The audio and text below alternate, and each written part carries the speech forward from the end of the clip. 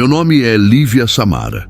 E se você chegou até aqui achando que essa história vai ser só mais um daqueles casos de amor e vingança, talvez seja melhor parar por aqui. Porque o que eu vou contar não é invenção, não é exagero, não é conto de terror para dormir com medo. É a história da minha vida, uma história real. Mas antes de começar, deixo o meu conselho. Cuidado com homens que fingem ser crente. Eles não prestam. Não vale o que o gato enterra na areia.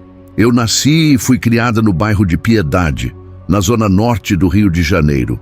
Ali mesmo, entre a rua Goiás e a avenida Dom Helder Câmara, naquela quebrada de casinhas apertadas, onde todo mundo conhece todo mundo, cresci vendo o poder da minha família se espalhar pelo ar como fumaça de charuto. Meu sangue vem de gente forte, de linhagem fechada no Saravá, no Ebó, no sangue de galinha preta, na força do vodú trazido de longe, lá dos antigos. Minha mãe, minha avó e até minha bisavó, que eu não cheguei a conhecer, eram conhecidas como mulheres de fé, de magia, de trato com o invisível. Gente que não mexe com brinquedo, não. Macumba pesada, coisa de fechar corpo, de cortar caminho, de chamar o que tá lá do outro lado. Mas veja bem, a gente nunca escondeu nada de ninguém. E mesmo assim, nunca fomos mal vistos. Ao contrário, a nossa casa, naquela rua pequena e apertada, sempre foi conhecida como o lugar do acolhimento. Nunca nos faltou respeito, nem mesmo dos evangélicos da rua, porque minha família sempre foi assim, de ajudar. Quando a vizinha da frente ficou sem gás, foi minha mãe quem mandou um botijão novo. Quando o menino da esquina estava passando fome, foi minha avó quem bateu na porta com uma sacola de mantimentos. E todo ano, sem faltar um, a gente fazia a festa de Cosme e Damião para a criançada da rua inteira. Bala, bolo, sacolinha cheia, brinquedo, refrigerante. Até quem criticava a religião vinha pegar doce e agradecer. E não era por medo, não. Era por gratidão mesmo. Em 20 anos vivendo ali, nunca tivemos uma briga, uma ameaça, uma reclamação. Todo mundo sabia quem éramos e respeitavam. Porque nossa fé, por mais pesada que fosse, era também amor. Sou filha única. E sim, fui o xodó da casa. Meu pai, funcionário concursado do Banco do Brasil, era o mais careta da casa. Nunca se envolveu nos trabalhos espirituais, mas nunca se opôs.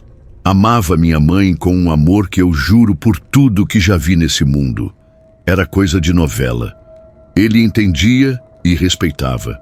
E minha mãe, apesar de tudo, era doce, afetuosa e extremamente educada. Os dois eram meu espelho.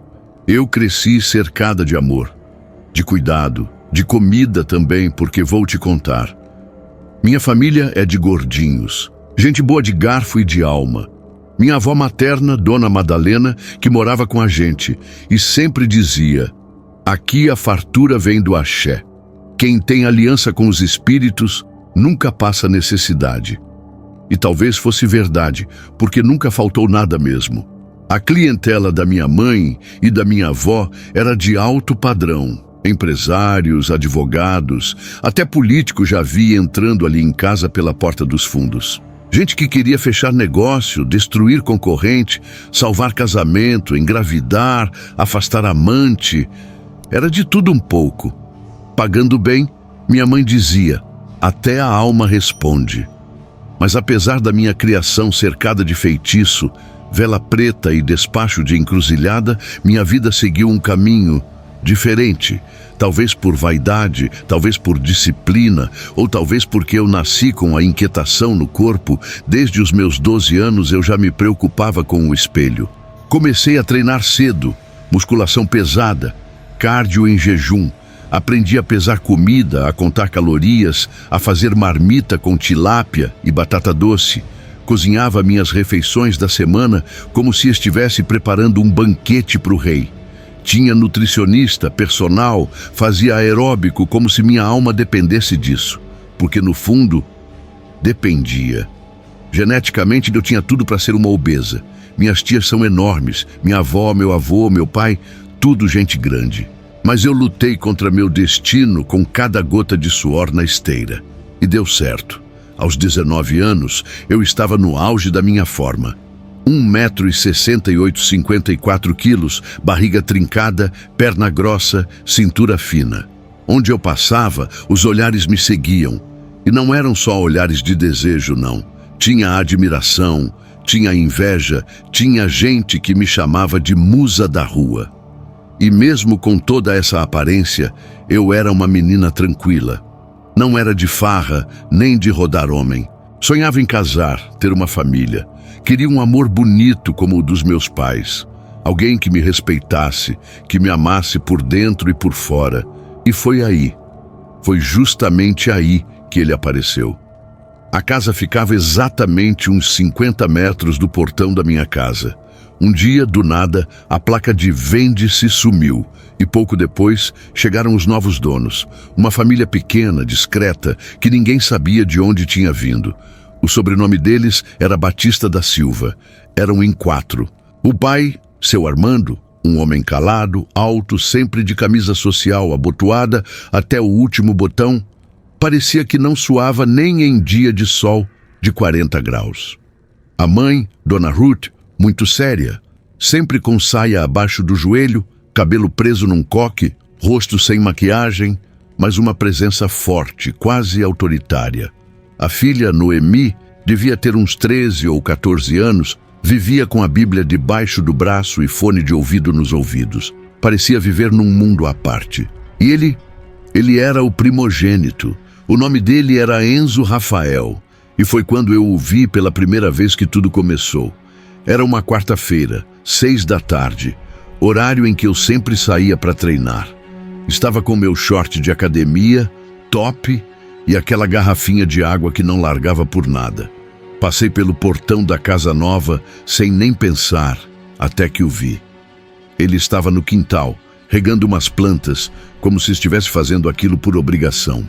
Era alto, devia ter 1,80 m e pouco, corpo forte, largo, daqueles que você percebe que tem força até parado. Moreno de pele dourada, cabelo liso e escuro, e um rosto que misturava traços indígenas com alguma coisa que eu não sabia explicar. Era bonito, de um jeito bruto, natural. Olhou para mim e eu olhei para ele. Por uns 2 segundos, o mundo parou. Meu coração disparou como se eu tivesse feito uma série de agachamento com 200 quilos nas costas. Aquilo foi um choque. Senti como se meus ossos vibrassem. Eu nunca tinha sentido aquilo, nunca. Nem com um homem bonito, nem com um safado de balada, nem com paquera de academia. O olhar dele me atravessou. Era como se ele tivesse me comido com os olhos ali, na cara dura. Mas não de forma vulgar. Era intenso, animal, quase espiritual. Como se ele tivesse me enxergado além da roupa, além da carne.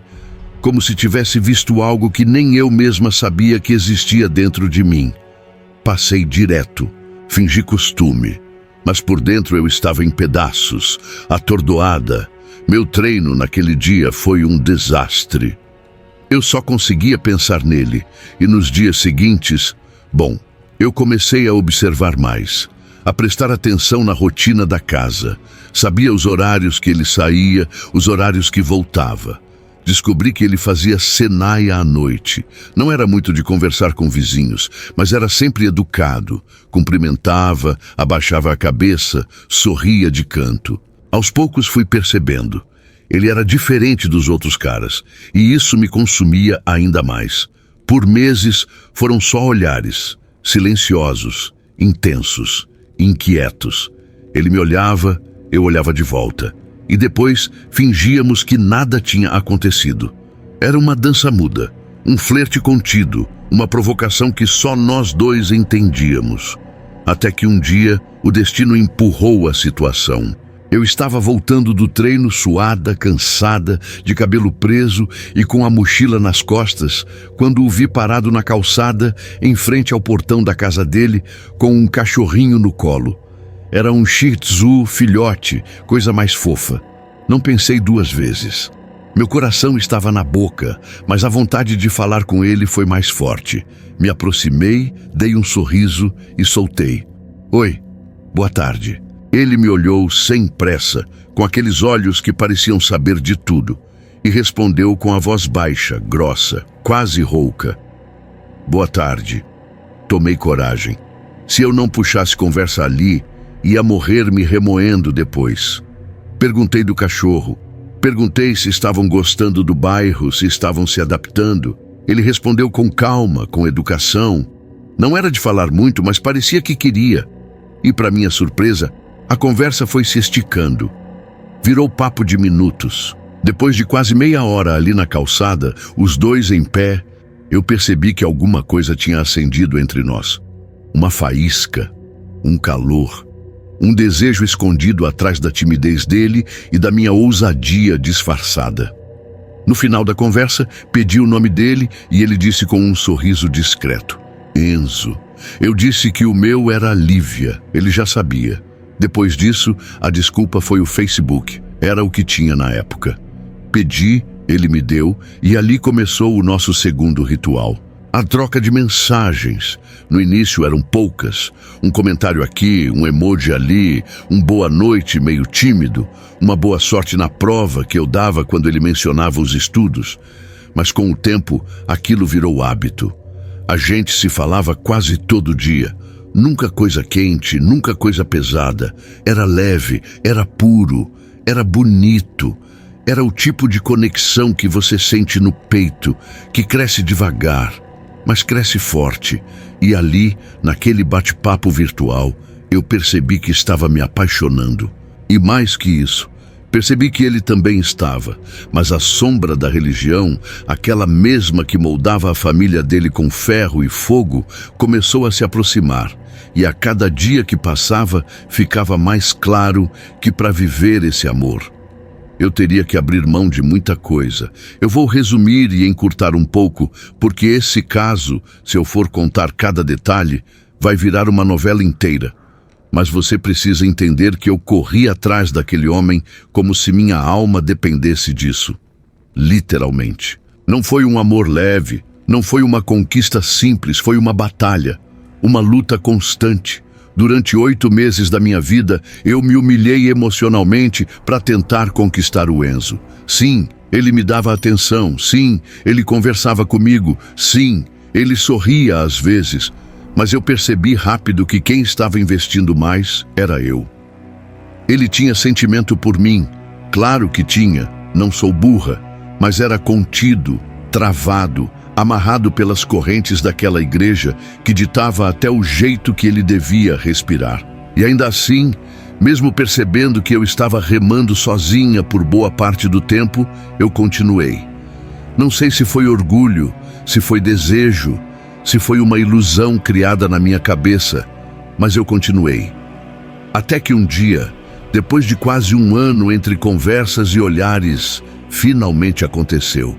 Foi num domingo à noite, depois do culto, ele tinha ido sozinho e estava voltando a pé, como sempre fazia. Eu estava sentada na mureta da minha casa, já esperando por ele, coração a mil, a rua vazia, só os postes acesos e um vento gelado cortando a pele. Quando ele passou, me olhou e sorriu. Eu me levantei, fui até ele, disse que queria falar uma coisa. Inventei qualquer assunto idiota só para segurar ele ali por mais 2 minutos. E foi ali, sem dizer nada, que ele me beijou. Não foi um beijo forçado, nem apressado. Foi um beijo demorado, sincero, carregado de tudo que a gente ficou guardando por tanto tempo. Meu corpo tremia. E quando eu fechei os olhos, senti algo que até hoje eu não sei explicar. Não era só tesão. Era como se finalmente tivesse desbloqueado algo dentro de mim. Eu amei aquele beijo, mas mal sabia eu o preço que eu ia pagar por aquele amor. Depois daquele dia, tudo deslanchou. A gente começou a se ver mais, a se falar mais. E num certo ponto, eu percebi que ele estava com medo. Ele começou a se abrir, dizer que talvez não daria certo, que a igreja dele era muito rígida, que a pentecostal Deus é amor tinha doutrinas sérias, pesadas, antigas.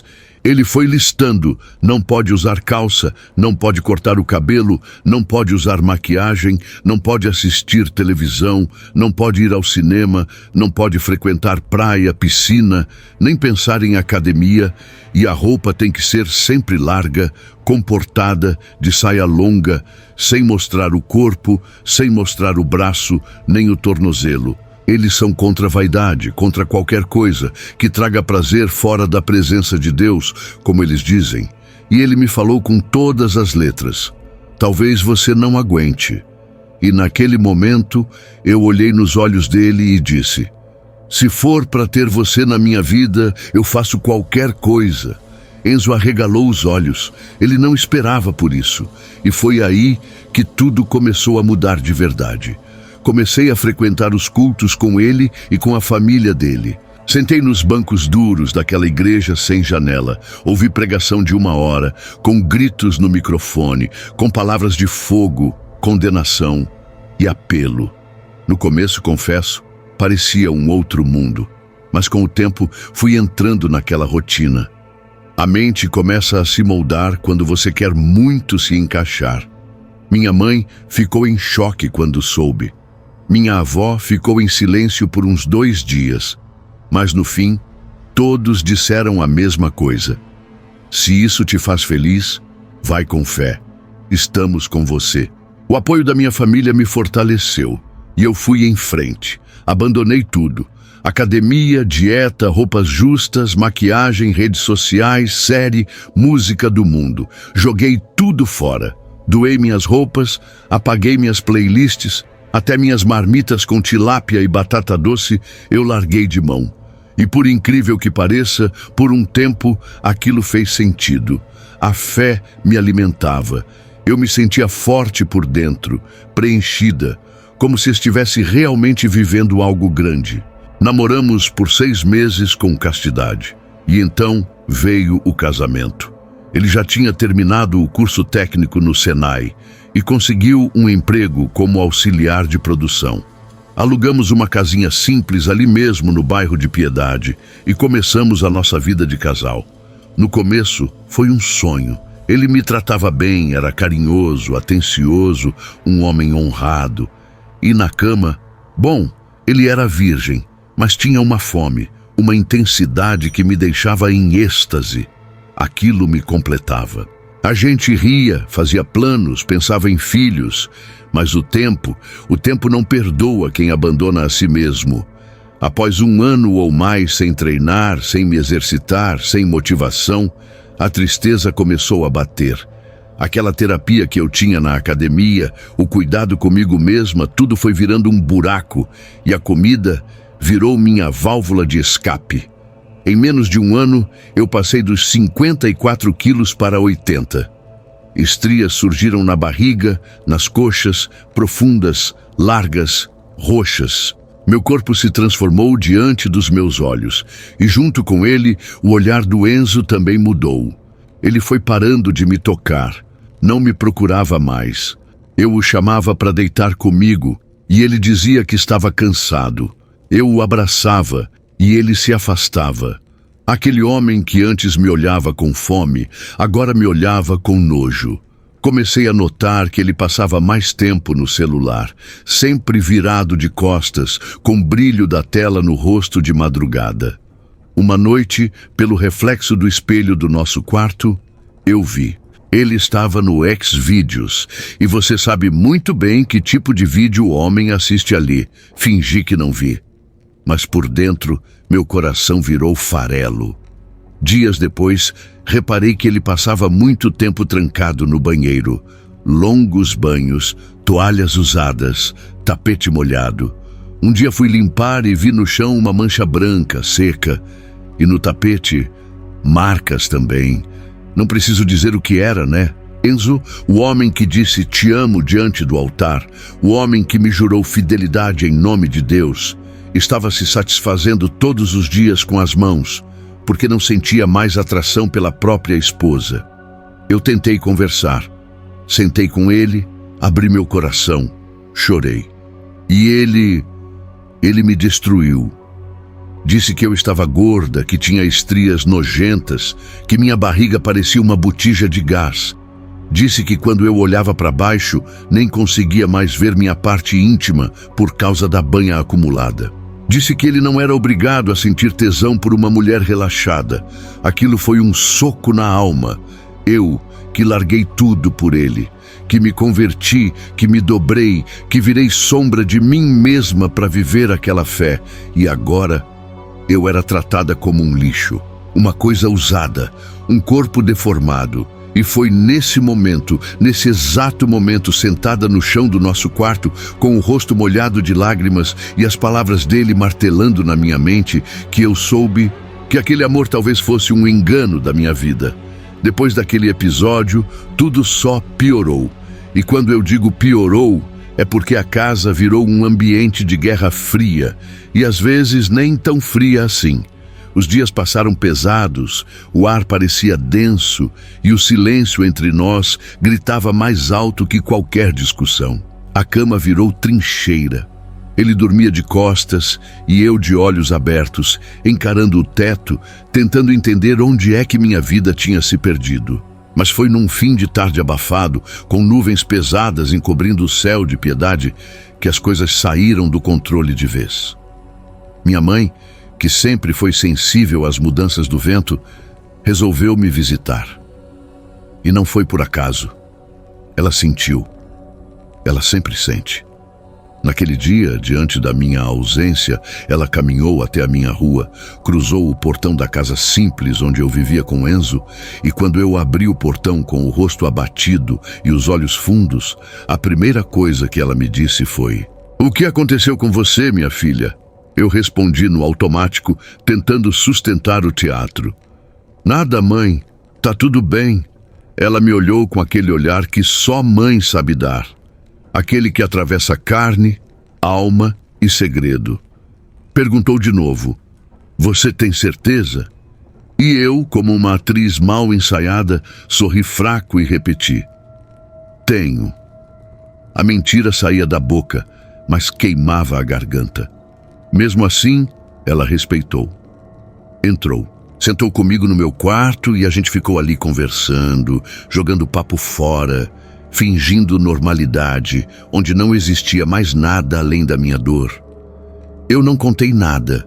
Não falei das humilhações, dos olhares de desprezo, das palavras que ainda espancavam minha cabeça como facadas repetidas. Não disse nada. Porque o que acontece dentro do casamento fica dentro do casamento, certo? Foi isso que me ensinaram. Foi isso que eu aprendi errando. E era esse pensamento que me impedia de pedir ajuda. Eram 5h40 da tarde quando o Enzo chegou. Eu lembro do barulho do portão batendo, das pisadas fortes no quintal, do jeito como ele entrou na casa, como uma tempestade prestes a destruir tudo. Eu levantei rápido, saí do quarto e fui até ele. Ainda sem saber que minha mãe estava ali, abri um sorriso e disse: "Oi, amor." Só que o que veio em resposta foi como uma pedrada no meio do peito. "Oi, amor. Que oi, amor o quê, Lívia? Como vai ter amor com uma mulher gorda desse jeito? Cheia de estria, parecendo um asfalto esburacado? Pelo amor de Deus, tô puto de verdade. Eu sinto falta de ter mulher, de ter prazer, e você desse jeito parecendo uma bola de sebo. Aí me dá nojo. Eu preciso de uma mulher gostosa de verdade, uma mulher de respeito para me satisfazer." Isso sim. As palavras caíram como ácido na minha pele. E antes que eu pudesse responder, antes que eu pudesse sequer respirar, a presença da minha mãe se fez notar. Ela surgiu na sala, como uma entidade silenciosa, com os olhos firmes, a alma em pé, e disse com uma serenidade que congelou o sangue: "Boa tarde, Enzo." Ele congelou. Ficou pálido como um defunto recém-velado, mas mesmo assim, com aquele orgulho maldito que é mais forte que o juízo, não abaixou a guarda. encostou as costas na parede, cruzou os braços e respondeu seco, com a voz amarga de veneno: "Boa tarde, só se for para a senhora, porque para mim tá tudo péssimo, em tudo." Minha mãe apenas respirou fundo, não rebateu, não o enfrentou, não gritou, não chorou. Ela olhou para mim como quem enxerga além do corpo e da dor, se aproximou com um sorriso triste e disse: "Filha, eu já vou indo. Venha aqui me dar um beijo." E eu fui, tremendo por dentro, com a vergonha encharcando a alma. Ela me abraçou como se me segurasse para não desabar ali mesmo, e foi embora, sem dizer uma palavra sobre o que ouviu. Enzo, ao invés de calar e refletir, virou um bicho. Começou a berrar, batendo a porta do quarto, esbravejando que eu era falsa, dissimulada, mentirosa. Me acusou de esconder visita, de fazer complô contra ele, como se fosse um absurdo minha mãe estar na minha casa sem avisar.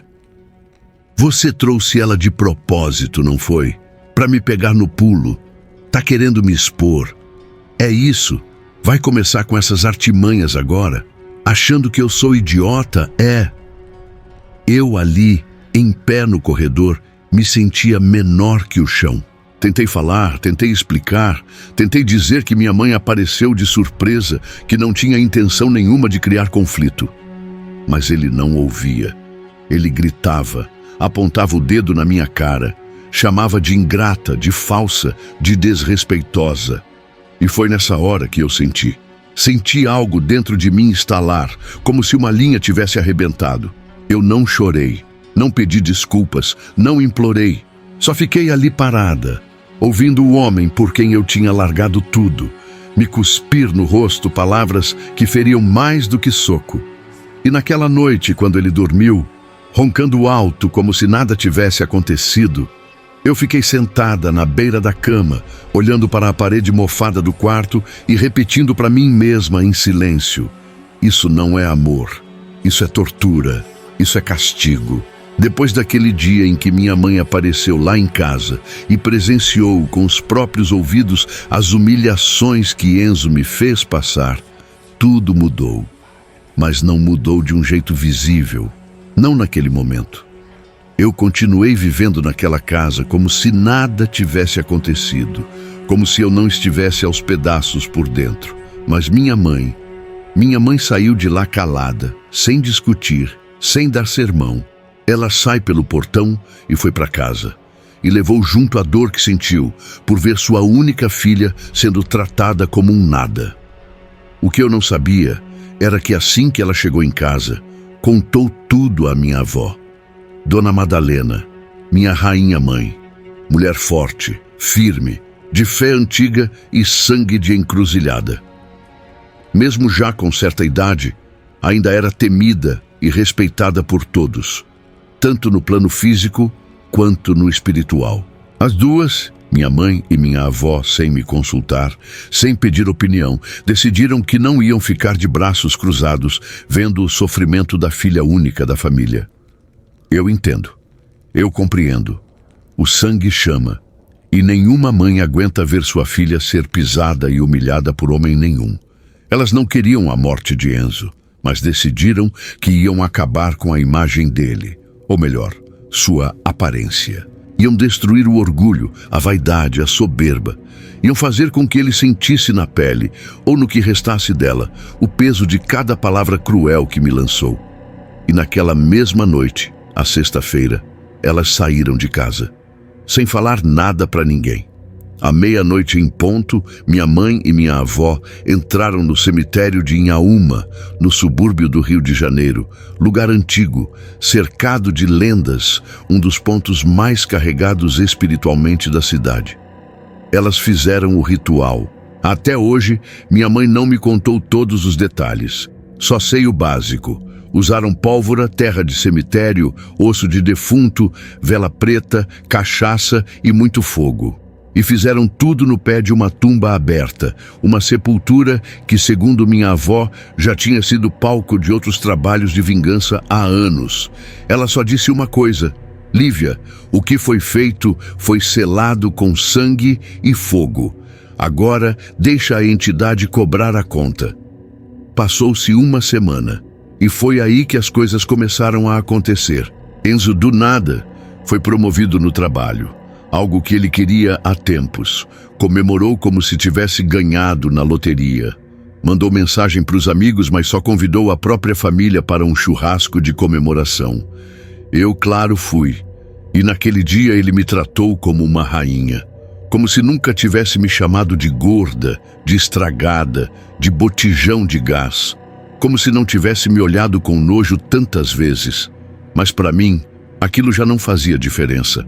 Eu estava morta por dentro. Minhas emoções já tinham sido enterradas e o amor que eu sentia por ele já tinha virado um corpo gelado estendido dentro de mim. Mas o universo não esquece.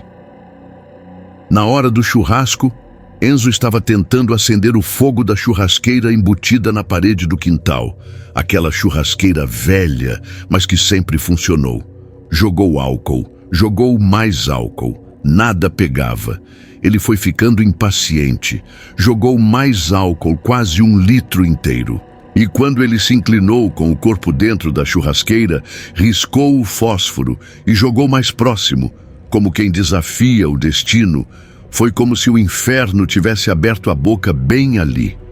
Um arco de fogo, uma labareda viva, uma explosão silenciosa, mas brutal.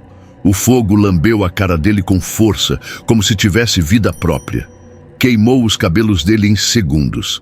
A pele do rosto virou um mingau fervente. Os lábios derreteram. Os ombros dele derreteram como vela. A camisa colou na carne. O cheiro de carne queimada tomou conta do quintal. Eu juro, parecia que o próprio demônio tinha saído da brasa. Ele caiu no chão gritando, urrando, gemendo como um animal prestes a ser abatido. A irmã dele desmaiou. A mãe entrou em pânico. O pai tentou apagar o fogo com toalha molhada. E eu paralisei. Só consegui andar até ele quando vi que ele já não era mais Enzo. Enzo virou uma sombra. Levamos ele correndo para o Hospital Salgado Filho. Ele ficou lá por meses. Enfaixado, dopado, chorando de dor. Quando voltou para casa, ninguém reconhecia mais. Um dos olhos ficou caído, o outro puxado. Não tinha mais boca. Só gengiva, dente torto e ferida aberta. A pele parecia barro rachado. Buracos no rosto, manchas, pedaços que nunca mais voltaram. A única coisa que sobrou intacta nele foi a memória. Porque ele se lembrava de tudo, e eu também.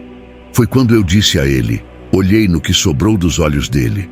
Se você tivesse me amado como me prometeu, se tivesse me tratado como me tratava no começo, eu teria te amado até o fim e iria cuidar de você. Mas você preferiu me humilhar, me pisar, me apagar por dentro.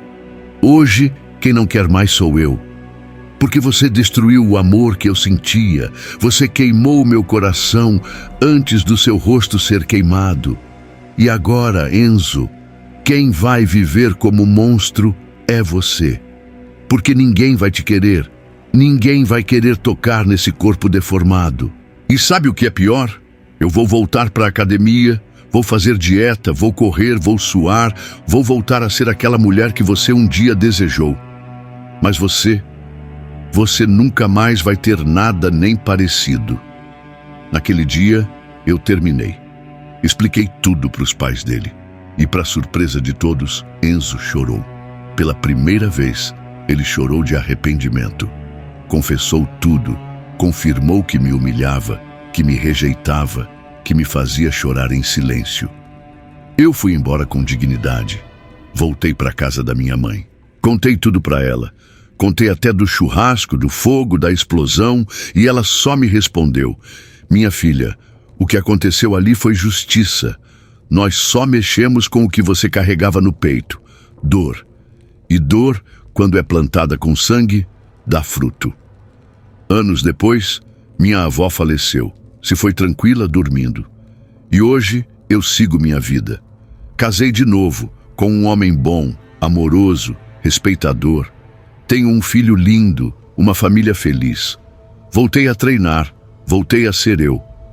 Ah, antes que eu me esqueça, Vocês devem estar se perguntando se eu parei de ir à igreja pentecostal Deus é Amor, né? Se eu abandonei tudo depois de tudo que vivi, depois de tudo que aconteceu com Enzo. A resposta pode surpreender alguns, mas não, eu não parei de ir. Por incrível que pareça, eu gostei da igreja. Me encontrei ali de uma forma que nem eu imaginava.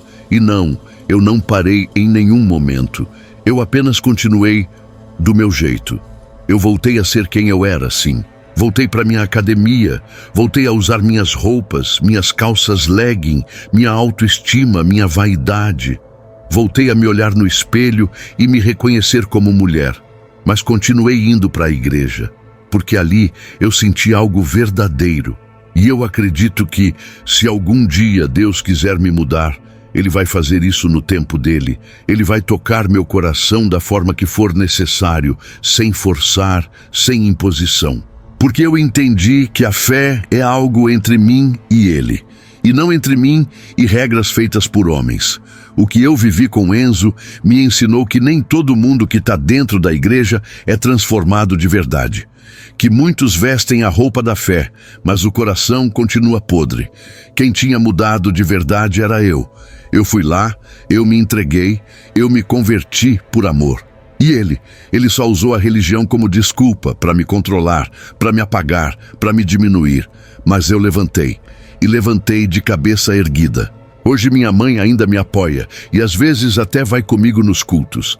Ela é muito respeitadora das religiões. Ela senta ali do meu lado, louva, ora, e quando me olha, vejo nos olhos dela a certeza de que a filha dela venceu.